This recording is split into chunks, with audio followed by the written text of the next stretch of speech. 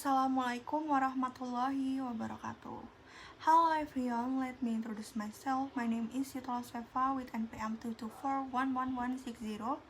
Here, I will explain a little about material from ownership structure.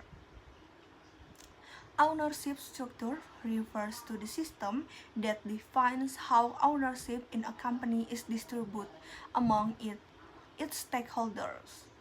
This structure influences who has the authority to make strategy decisions, how profits are allocated, and how corporate governance is implemented. It is a fundamental aspect of corporate organization that determines both the internal dynamic and the external accountability of a business entity. Ownership in a company can be held by individuals, families, institutional investor, government entities, or the public. The configuration of ownership can take various forms, and each type has distinct implications for control, governance, transparency, and business strategy. Broadly, ownership structures can be central or dispersed. In centralized structure, a small group of owners, often a founding family or a major institutional investor, holds a significant proportion of the company's shares, granting them considerable influence over decision-making process. This often results in faster decision-making, but can also lead to issues such as a lack of transparency or conflict of interest, especially when minority shareholders are not adequately represented.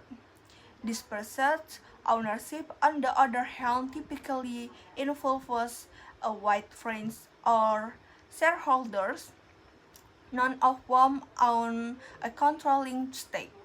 This structure is more common in public companies with shares traded on stock exchange.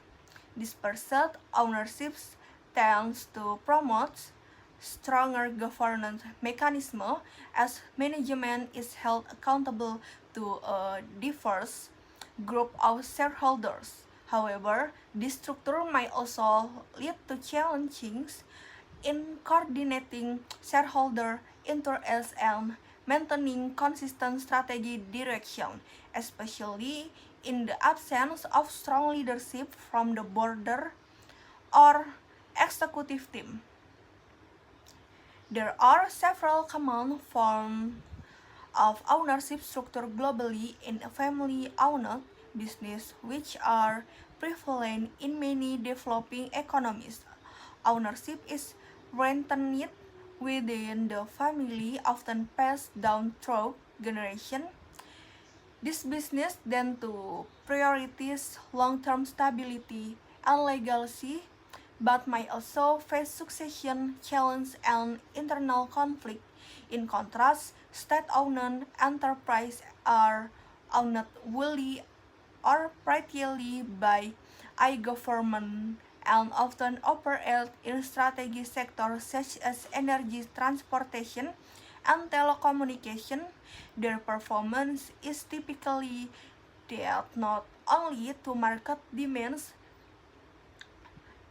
but also to national policy objectives, which can both benefit and constrain them.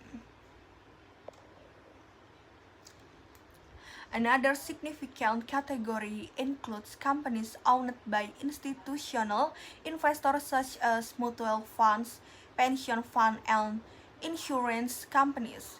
These investors typically seek long-term return and might actively influence company policies through shareholder activism. Their involvement can lead to improved corporate governance, but can also protect short-term financial performance over broader stakeholder concerns. Cross-ownership and pyramid structure are also notable in some regions, where one company owns share in another, creating complex layers of ownership.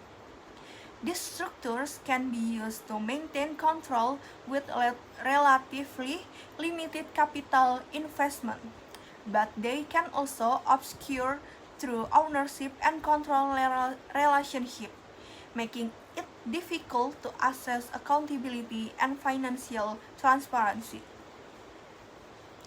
Ownership structure also plays a critical role in corporate governance. It influences the composition and behavior of the board of directors.